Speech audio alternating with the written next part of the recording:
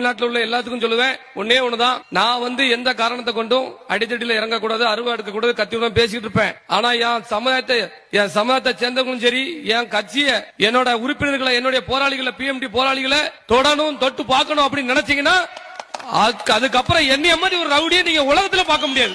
அதை மட்டும் நீங்க பாத்துக்கோங்க. ரொம்ப பொறுமையா போய்கிட்டு இருப்பேன்.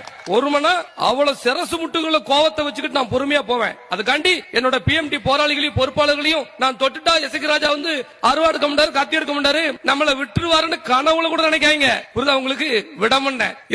இந்த இடத்துல நான் அழுத்தி பதிவு செய்தோம்னா அதுக்கு ஒரு சில காரணங்கள் இருக்கும். டோட்டல் தமிழ்நாட்டுல இது வரைக்கும் பிஎம்டி போராளிகள் மீது எவனும் கை வச்சதும் இல்ல, கை வச்சவன நாங்க விட்டதும் இல்ல. புரியுதா உங்களுக்கு? என் கட்சியை சேர்ந்தவன இது வரைக்கும் பொய் வழக்குல யாரையும் அரெஸ்ட் பண்ணதும் கிடையாது, அரெஸ்ட் பண்ண விட்டதும் கிடையாது. ஒவ்வொரு இடங்களிலும் சரி காவல் நிலையங்கள் இருக்குன்னா அவங்க வேலையை அவங்க பார்க்கணும். என் சமூகத்தின் மீது பொய் வழக்கு போட்ட காவல் நிலையத்தை நான் விட்டதே கிடையாது. நான் ஜெயிலுக்கு போறதுக்கு என்னைக்கு